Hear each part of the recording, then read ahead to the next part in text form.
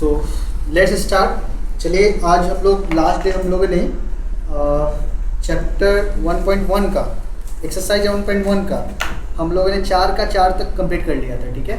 और आज हम लोग स्टार्ट करेंगे 5 का 1 से, ठीक है। जैसे कि 5 का नंबर 1 देखिए, क्वेश्चन में बोल रहा है कि आपको सबसे पहले क्वेश्चन को समझना होगा। निम्नलिखित विवरणों से एक चर वाले द्विघात समीकरण की रचना करें। कहने का तात्पर्य ये हुआ कि इसमें केवल आपको समीकरण बनाना है। क्या करना है दोस्त?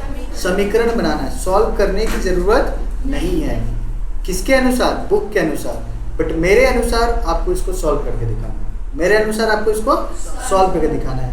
हमें यहाँ पे 2 काम करना होगा। एक पहला नंबर 1 काम इक्वेशन बनाना है, नंबर 2 काम उसे सॉल्व भी करना है। बात समझ में आई? बुक के अनुसार केवल इक्वेशन बना दीजिए, आपका आंसर आ जाएगा। बात समझ में आ रही है मेरी? तो आज हम लोग इसको सॉल्व करेंगे।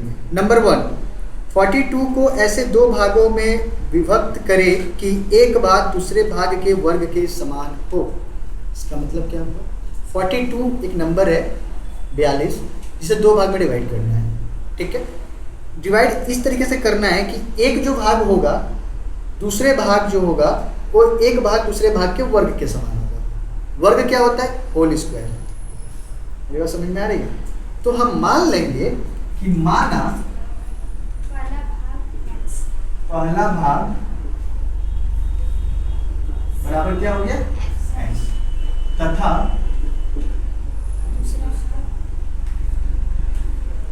दूसरा भाग बराबर 42 माइनस एक्स। क्योंकि एक भाग अगर x, मतलब आपके पास 42 रुपये थे ऑलरेडी, उसमें से आपने कुछ पैसे खर्चे कर दिए, तो बचा कितना? 42 माइनस कुछ पैसे, यही ना। तो ये हो गया x, ये हो गया 42 माइनस एक्स। अब हमें क्या करना है? इसको सॉल्व करना है। कैसे सॉल्व करना है? जो बुक में दिया है उसी के हिसाब से, अपने आप से कुछ नहीं करना है। ये भी हमने जो लिखा था बुक के अनुसार ही लिखा है, ठीक है। अब बुक आगे क्या कह रहा है कि एक भाग दूसरे भाग के वर्ग के समान है। इसका मतलब हम अगर इसमें होल स्क्वायर करेंगे तो इसके इक्वल टू होगा। तो अकॉर्डिंग टू क्वेश्चन यहाँ पे लिखेंगे x का whole square is equals to 42 minus x. So x square सबको इधर लेके आएंगे, plus x minus 42 is equals to 0। भाई बुक के अनुसार यहाँ तक आंसर हमारा आ चुका है, ठीक है। बट हमें क्या करना है? इसको पूरा सॉल्व करना है, ठीक है, ताकि हमें ये पता चले कि पहला भाग क्या था और दूसरा भाग क्या था। अब देखिए, अब ये क्या है? मिडिल टर्म फैक्टर है, ठीक है। जिनको भी मिडिल टर्म फैक्टर नहीं आता फिर से एक बार समझेंगे। मिडिल टर्म फैक्टर में क्या होता है? जो इधर वाला डिजिट होता है ना, उसे इससे मल्टीप्लाई करके देखते हैं। तो इससे मल्टीप्लाई करेंगे तो 42x स्क्वायर होगा। अब जो इसमें से जो गुणांक होगा ना 42 का एलसीएम लेंगे, ठीक है। अब एलसीएम क्या लेंगे दोस्त? 2 से लेंगे कितने बार में? 2 1 फिर 3 से लेंगे 7। अब इससे ज़्यादा नहीं ले सकते, है ना। तो इसका मतलब हमें गुना करके तो भाई 42 आएगा, प्लस माइनस करके क्या लाना है? हमें 1 लाना है, कुछ नहीं तो 1 लाना है। 3 दूनी का 6, भाई 7 में से 6 जाएगा तो आ जाएगा आराम से 1, ठीक है। तो लिखिए एक्स स्क्वायर प्लस ब्रैकेट दीजिए, लिखिए 7 minus 6x minus 42 is equals to कितना? 0। So x square plus 7x minus 6, ठीक है बेटा, माइनस 42 इज इक्वल्स टू 0। देखिए यहाँ पे या अब यहाँ पे हम क्या करेंगे? x कॉमन लेंगे, तो x प्लस 7, इन दोनों में माइनस 6 कॉमन लीजिए, तो x plus 7 is equals to 0। फिर x प्लस 7, तो यहाँ से क्या आ रहा है? x minus 6 is equals to 0। इधर कीजिए और कीजिए। So x plus 7 is equals to 0, x is equals to minus 7, x minus 6 is equals to 0। So x is equals to 6। बेटा एक बात बताओ, ये जो नंबर है ना, कोई संख्या है, संख्या माइनस में तो हो नहीं सकता, तो इसका ये आंसर हो नहीं सकता है। तो x का वैल्यू क्या होगा? 6। तो बेटा x का पहला भाग कितना होगा? 6, और दूसरा भाग क्या होगा? 42 माइनस 6। इसका मतलब कितना? 42 में से 6 घटा हुए तो 36, हाँ 36। तभी तो देखिए ना, एक भाग दूसरे भाग के वर्ग के समान है। ये तो 36 आ रहा है। अब अगर इसमें 6 का होल स्क्वायर करेंगे तो 36 आएगा ना। पूरा फुलफिल हो रहा है कि नहीं ये condition? So our answer is this. मैं उम्मीद करता हूँ कि समझ में आया होगा आप सभी को। सर इसी में दूसरा तीसरा बनाना है अलग से? चलिए, तो क्वेश्चन नंबर 2 में आप देख पा रहे होंगे, लिखा है 2 क्रमिक विषम संख्याओं का गुणनफल 143 है। देखिए एक लाइन का क्वेश्चन है ना, क्या बोला? 2 क्रमिक विषम संख्याओं का गुणनफल है, गुणनफल 143 है। बेटा गुणनफल का मतलब क्या होता है? गुना करना। तो सबसे पहले 2-3 चीज़ों को आपको समझना होगा कि क्रमिक संख्या होता क्या है। अगर कोई आपको कहता है 5, तो 5 के बाद क्या आता है? 6 के बाद 15 के बाद, इसी को तो क्रमिक संख्या बोलेंगे, माने 1 के बाद दूसरा। तो ये तो हुआ नॉर्मल क्रमिक संख्या। अब इसमें बोला है विषम संख्या। क्या बोला है? विषम। विषम समझते हैं? जो 2 के पहाड़ा से ना कटे, जो 2 के पहाड़ा से ना कटे उसे हम क्या कहेंगे? विषम संख्या। और सम संख्या जो 2 के पहाड़ा से कटे, जैसे 2, 4, 6, 8, 10, 12, 14 जो जोड़े में हो 2 के पहाड़ा से कटेगा, जाहिर सी बात है। और ऐसी संख्या जो जिसके लास्ट में 2, 4, 6, 8, 0 ना हो वो सब विषम संख्या होगा। जैसे 1, 3, 5, 7, 9, 11, 13 ऐसे, है ना? 3 कटेगा 2 के पहाड़ा से, विषम संख्या हुआ। 1, 3, 5, है ना? तो मैं अगर कहूँ आपको कि 15 के बाद विषम संख्या क्या होगा? 17 होगा। तो क्रमिक ही तो है। 15 के बाद जो विषम संख्या आने वाला है वो तो 17 होगा। बच्चा विषम संख्या की बात हो रही है, नहीं, यही बात मैं आपको समझाना चाह रहा हूँ, ठीक है? अगर मैं आपको 23 बोलूँ तो 23 के बाद क्या आएगा? गुड, बहुत अच्छे। अगर मैं 31 बोलूँ तो समझ में आ गया होगा। तो मान लीजिए कि मिटा दूं पहले इसको,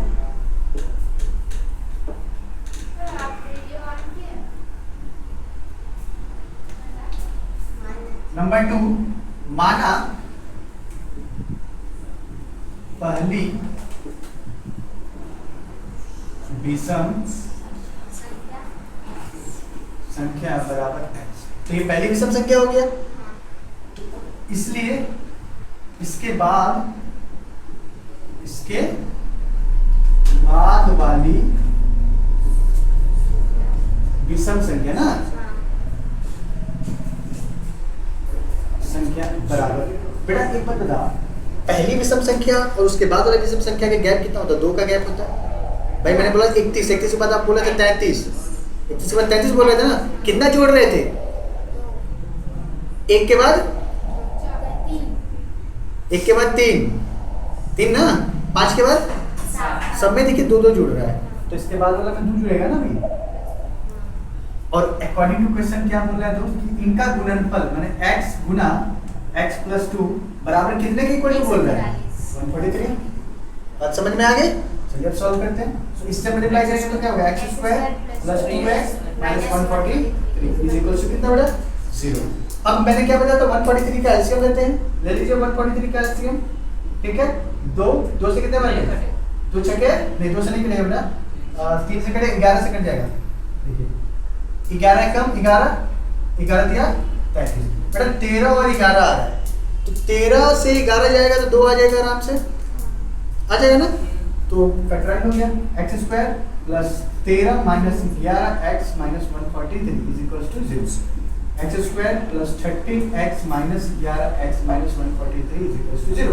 दोनों में कॉमन क्या होगा? x प्लस 13, दोनों में कॉमन क्या होगा? Minus 11, so x plus 13 is equal to 0। So x plus 13 फिर कॉमन लीजिएगा तो x minus 11 is equal to 0। Either कीजिए, उसके बाद और कीजिए।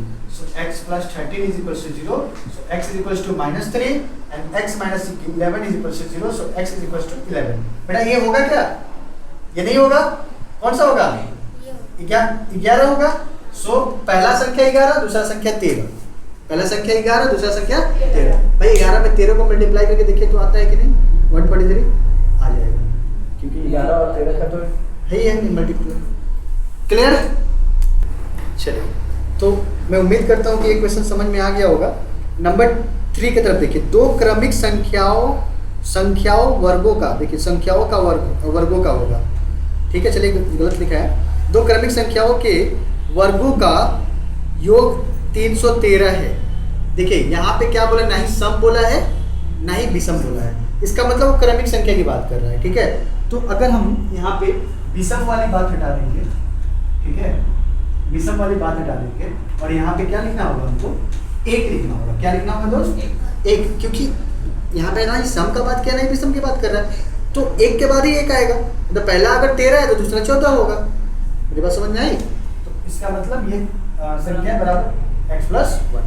अब अकॉर्डिंग टू क्वेश्चन वाली बात में क्या होगी, इनके वर्गों का योग, यानी पहले का वर्ग कीजिए और दूसरे का वर्ग कीजिए, इसके इक्वल टू 313 ना, 313 है। बात समझ में आई? अब हम इसे सॉल्व करेंगे बस, ठीक है। कैसे सॉल्व करेंगे, इसका होल x स्क्वायर लिख लीजिए, इसका a प्लस b का होल स्क्वायर, a का होल स्क्वायर मैंने x का whole square plus 2ab, 2 a की जगह पे x और b की जगह पे 1 मतलब 2x, ठीक है। और प्लस 1 का whole square 1 minus 313 is equals to 0, मतलब 2x स्क्वायर होगा प्लस 2x और ये कितना होगा माइनस 312 इज इक्वल्स टू 0। अब देखो 312 है और ये दो कॉमन हो सकता है, so x square plus x minus कितने बार में, वही तो 2 पचे 10, 2 छके 12 is equals to 0। So x square plus x minus 156 is equals to 2 बटे 0, 0 बटे 2 दैट इज 0। सो अभी हमें क्या करना है, 156 का एलसीएम लेना होगा, ठीक है। तो ले लीजिए 156 का एलसीएम, 2 से 2 7 14 2 8 16, 2 से लीजिए 2 3 6 2 9 18, 13 से 13 39 होता है ना। चलिए हमें क्या लेना है, 1 लाना है, ठीक है। तो 3 चौक हाँ हो गया, तो 12 इंटू 13, 12 इंटू 13, तो क्या कीजिएगा x square plus 13 minus 12x minus 156 is equals to 0। So x square plus 13x minus 12x minus 156 is equals to 0। So x common लीजिए, सो x प्लस 13, यहाँ से 12 कॉमन लीजिए, सो x प्लस 13 ही आएगा is equals to 0। यहाँ आ जाइए, सो x plus 13, तो क्या बचेगा x minus 12 is equals to 0। So either और x plus 13 is equals to 0 and x minus 12 is equals to 0. So x is equals to minus 13, x is equals to plus 12. बेटा ये तो होगा नहीं, ये होगा, तो पहली संख्या 12, दूसरी संख्या 12 प्लस 1 13, 12 और 13 अपना आंसर है, ठीक है। चलिए तो अब हम लोग भली बात है 5 का 1 2 और 3 हम लोगों ने कर लिया अच्छे से। अब बारी है क्वेश्चन नंबर 6 का, ठीक है। सभी कोई बुक पे ध्यान दीजिए। क्वेश्चन नंबर 6 का, निम्नलिखित विवरणों में से एक चर वाले द्विघात समीकरण का निर्माण करें। दोस्तों यहाँ भी हमें क्या करना है, केवल समीकरण बनाना है, सॉल्व नहीं करना है according to book, but according to me हमें सॉल्व करना है, ठीक है। तो पहला क्वेश्चन क्या बोला, एक आयताकार क्षेत्र के विकर्ण की लंबाई 15 मीटर तथा उसके लंबाई चौड़ाई की अपेक्षा 3 मीटर अधिक है, ठीक है, अच्छी बात है। तो आपको इसका एक समीकरण बनाना है और सॉल्व भी करना है, ठीक है। तो सबसे पहली बात, आयत क्या होता है, किसी को पता है आयत क्या होता है?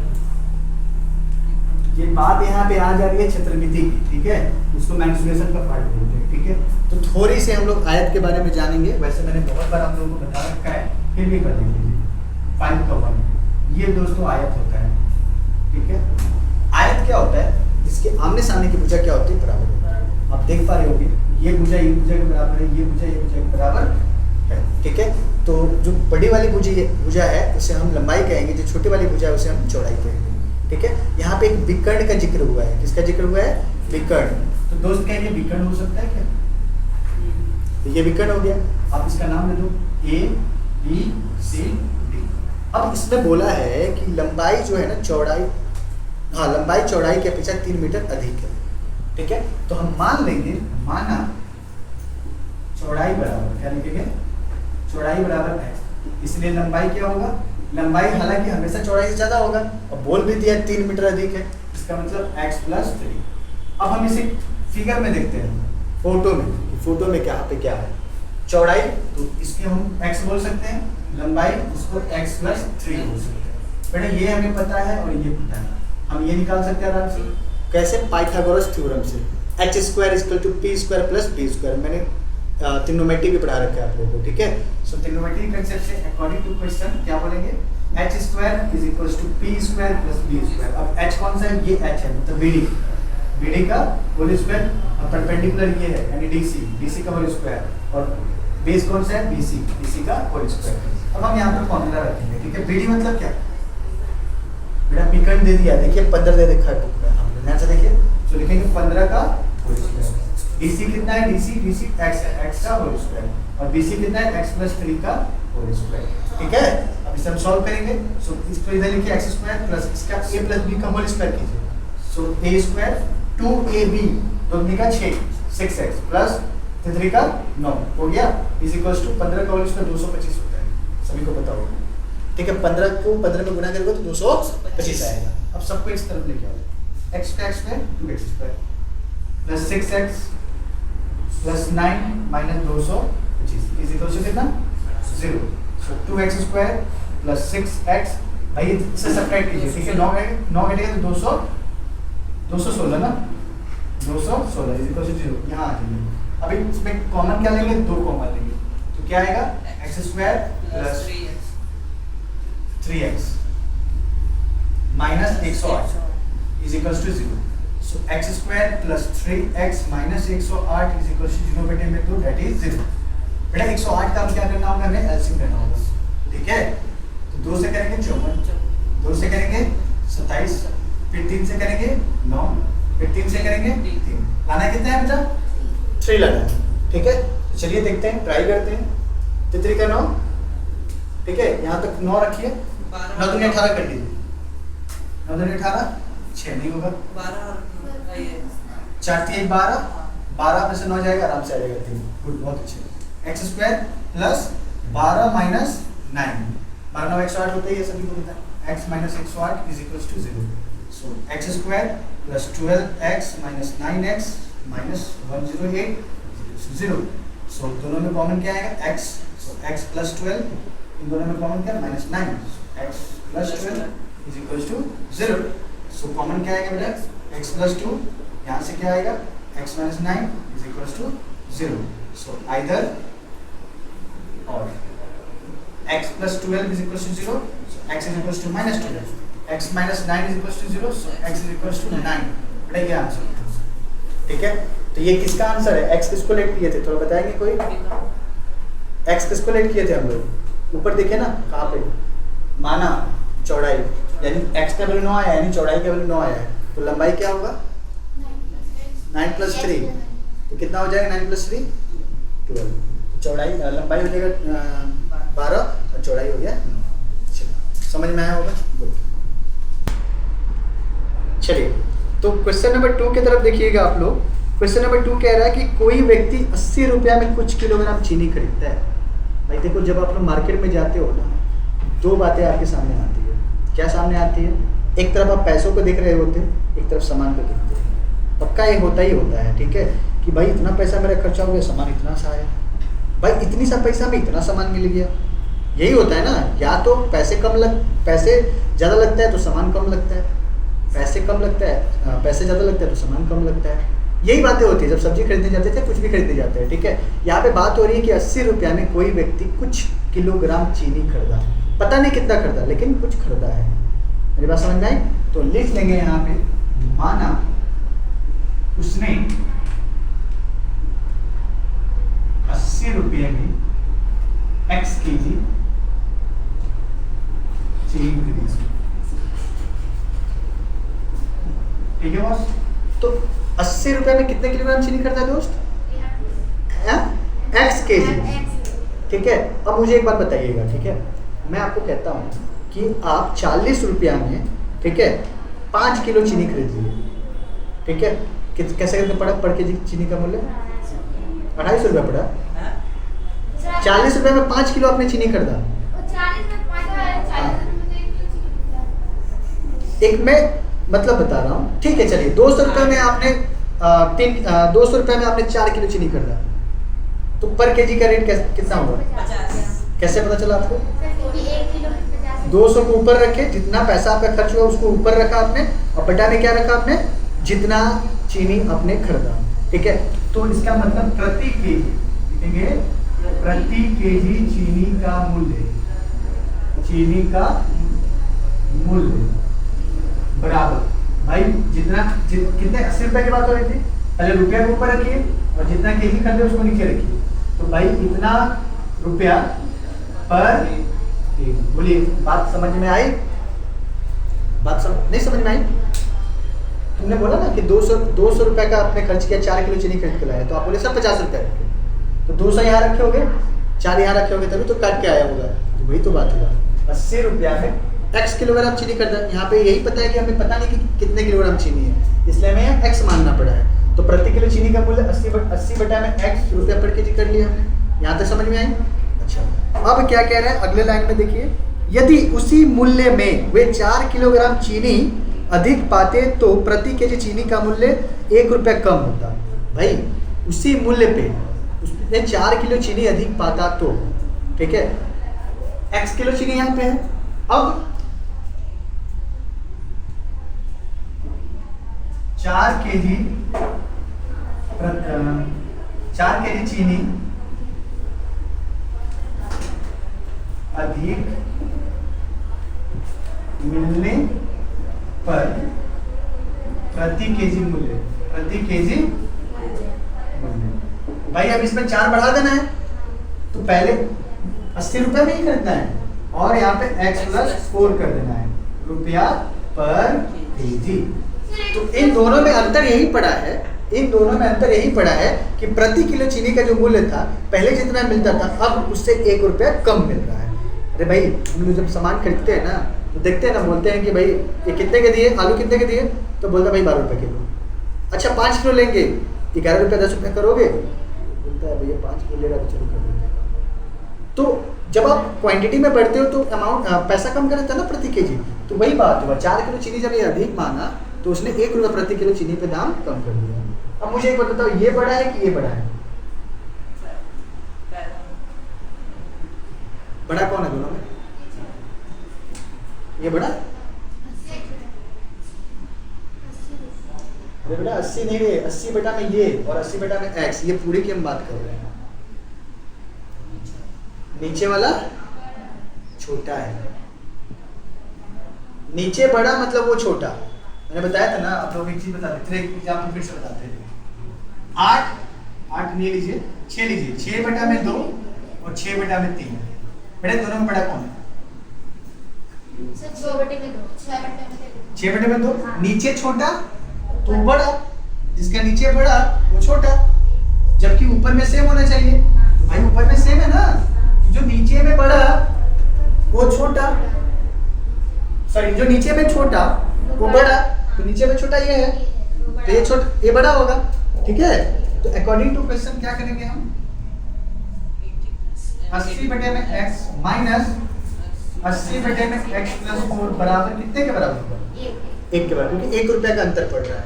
अब हमें इस इक्वेशन को सॉल्व कर लेना है, ठीक है। चलिए सॉल्व करते हैं बेटा। सॉल्व करने के लिए सबसे पहले यहाँ पे आ जाइए, एलसीएम लीजिएगा x और ब्रैकेट में x प्लस 4, तो यहाँ हो जाएगा 80x प्लस 32 320 ना, 4 से गुना करके minus 80x is equal to बेटा 1 कट गया। इससे सब मल्टीप्लाई करके क्रॉस मल्टीप्लाई कर लीजिए, so x square plus 4x is equal to कितना 320। सबको इधर लेके आइए, x square plus 4x minus 320 is equal to 0। अब बेटा 320 है, इसको क्या लाना है 4 लाना है, तो हमें क्या करना होगा एलसीएम का सहारा लेना होगा।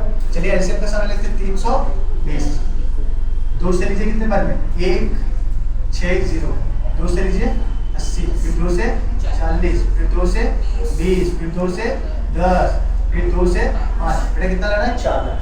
बताइए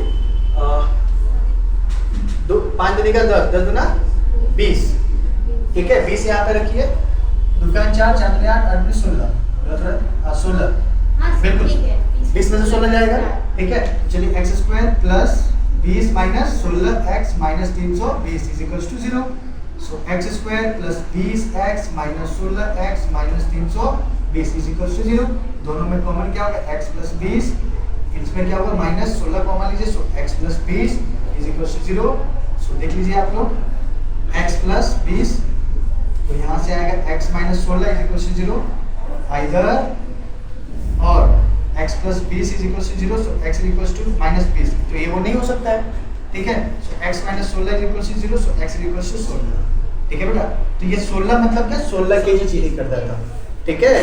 अब सोचिए 16 केजी चीनी आप कितने में खरीद रहे हैं 80 रुपए में, पर केजी चीनी का मूल्य कितना हुआ 4 रुपया, 5 रुपया है ना, 16 × 80, यहाँ पे अगर 16 रखिए तो 16 × 80 मतलब 5 रुपया पर केजी। और अगर 16 + 4 कितना हो गया 20, 20 से अगर 80 को डिवाइड कीजिए तो 4, तो हुआ ना 1 रुपये का अंतर। यहाँ 5 रुपये पर केजी पड़ रहा था और यहाँ पे 4 रुपये केजी पड़ रहा था। तो मैं उम्मीद करता हूँ अच्छे से